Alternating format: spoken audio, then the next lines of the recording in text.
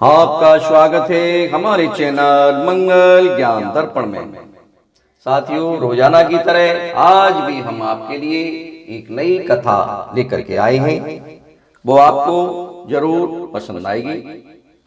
और ये कथा भगवान की आपको पसंद आए तो मेरे इस चैनल को, मेरे इस वीडियो को सब्सक्राइब और लाइक अवश्य करें। और जो भी मेरे साथी मेरे इस चैनल से जुड़े हैं वो भी मेरे साथी मेरे चैनल को सब्सक्राइब अवश्य कर लें। साथियों, एक राजा थे और उनके एक पुत्री थी और वह पुत्री बड़ी हो चली थी। और साथियों, राजा को यह चिंता सताने लगी, मैं अपनी राजकुमारी बेटी का विवाह एक अच्छे राजकुमार के साथ इसका कर दूं। लेकिन वह राजकुमारी शादी करना ही नहीं चाहती थी इस तरह, क्योंकि वह ईश्वर में सच्चा विश्वास रखती थी। और वह राजकुमारी चाहती थी कि मैं ऐसे व्यक्ति से शादी करूंगी कि वह व्यक्ति भी ईश्वर में सच्चा विश्वास रखता हो।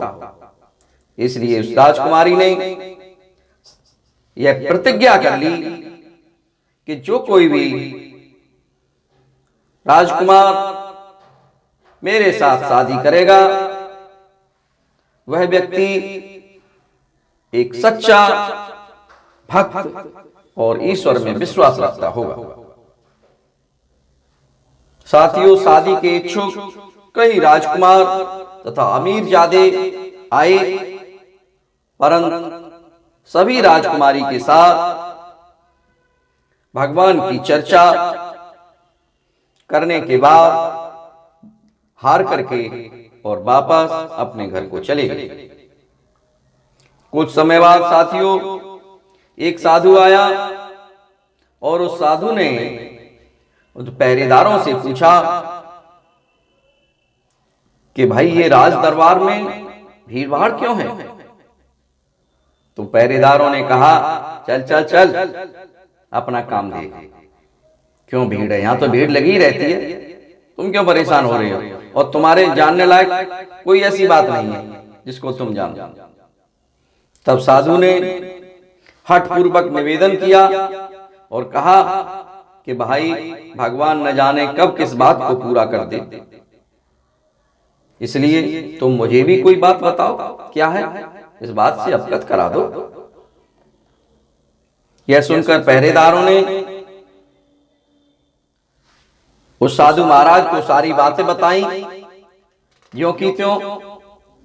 तब साधु ने कहा कि जाओ महल में खबर कर दो कि मैं भी राजकुमारी के साथ बात करना चाहता हूं, मैं भी भगवान की चर्चा करूंगा। तब पहरेदारों ने कहा कि तुम भगवान की चर्चा करोगे? बोले कि हाँ, क्यों? मैं नहीं दिखाई देता तुम्हें जो मैं भगवान की चर्चा कर सकूं? उनकी बातों को सुनकर पहरेदार को चकित हुए और उन पहरेदारों ने राजा को जाकर के बताया कि एक साधु आए हैं और वह राजकुमारी के साथ प्रश्न उत्तर की चर्चा करना चाहते हैं। तब राजा ने उन पहरेदारों से कहा, जाओ और आदर पूर्वक साधु महाराज को अंदर बुला के लाओ। साथियों, साधु महाराज और राजकुमारी को एक साथ बैठाया जाता है और वह भगवान की चर्चा करते हैं। राजकुमारी ने भगवान से जुड़े हुए बहुत प्रश्न किए और सभी प्रश्नों के उत्तर उन साधु महाराज ने राजकुमारी को दिए। राजकुमारी बहुत खुश हुई और उन्होंने अपने पिता से कहा कि यह व्यक्ति ही मेरे शादी योग्य है, इसलिए मैं अब इन्हीं से शादी करना चाहती हूँ। राजकुमार ने बड़ी धूमधाम के साथ उस साधु महाराज से उसकी शादी कर दी। साथियों, दूसरे ही दिन वे दोनों राजकुमारी और साधु राजमहल से साधु के ही वेश में निकल गए और भीख मांगकर खाना खाया। और शाम को साधु ने 2 रोटी बचाकर झोली में डाल ली। यह देखकर राजकुमारी ने कहा, आपने ये रोटी क्यों रख ली? तो साधु महाराज ने कहा कि आप राजकुमारी हैं, आपको कब भूख लगेगी, कब क्या होगा, अभी ये मुझे जानकारी नहीं है, और कहीं आपको जल्दी भूख न लग जाए, इसलिए ये 2 रोटी बचा करके मैंने आपके लिए रखी है। तब राजकुमारी ने उत्तर दिया, क्या कल के लिए भगवान पर विश्वास नहीं है? सुनते ही साधु ने वह रोटियां कुत्ते को डाल दी और दोनों आराम से सो गए। साथियों, सुबह उठकर नहा धोकर दोनों एक मंदिर के सामने बैठकर भजन करने लगे। और भजन करते करते ही कुछ देर बाद एक हाथी आया जिसकी सूंड में माला थी और पीछे लोगों की भीड़ चली आ रही थी। और उस हाथी ने उस माला को साधु के गले में डाल दिया और सूंड से उसे उठाकर अपनी पीठ पर बैठा लिया। राजकुमारी यह सब देखकर बड़ी हैरान हो गई और जो भीड़ आई थी उस भीड़ से इसका कारण पूछा तो उन लोगों ने बताया कि हमारा ये पास में ही एक राज्य है और वह राज्य का राजा का अंतकाल हो गया है, स्वर्ग से धार गए हैं और उनके कोई संतान न होने के कारण, कोई पुत्र न होने के कारण उस राज्य का उत्तराधिकारी बनाने के लिए हमें बहुत बड़ी दिक्कत आ रही थी। इसलिए हम सब ने, पूरी प्रजा ने यह निश्चय किया कि यह हाथी जिस किसी भी व्यक्ति को ये माला पहना देगा उसी व्यक्ति को हम अपना राजा मान लेंगे। इस प्रकार इस साधु के गले में जो माला हाथी ने डाल ली है, इसलिए हमने अब इन्हें अपना राजा मान लिया है।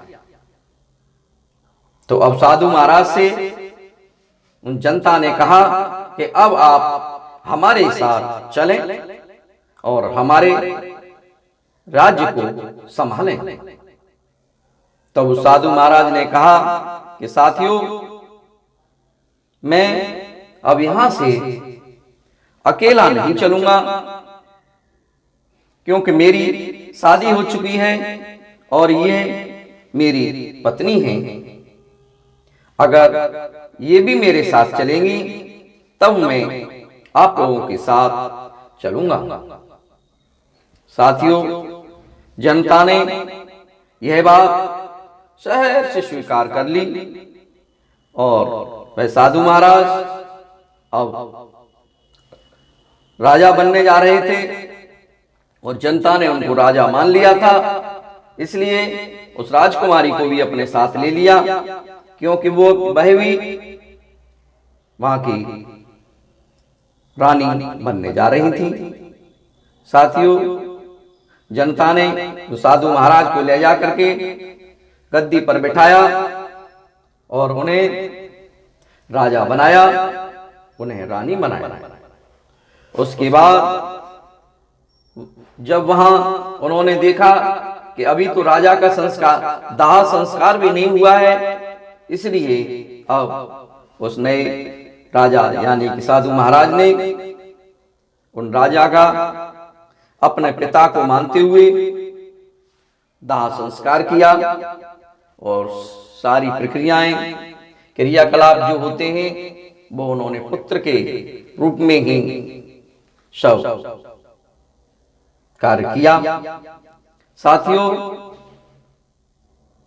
उस राजकुमारी को भगवान में कितना विश्वास था, उस साधु महाराज को भी भगवान में विश्वास था। इसलिए आज वह उस साधु से एक देश के राजा बन गए, वो राजकुमारी भी रानी बन गई।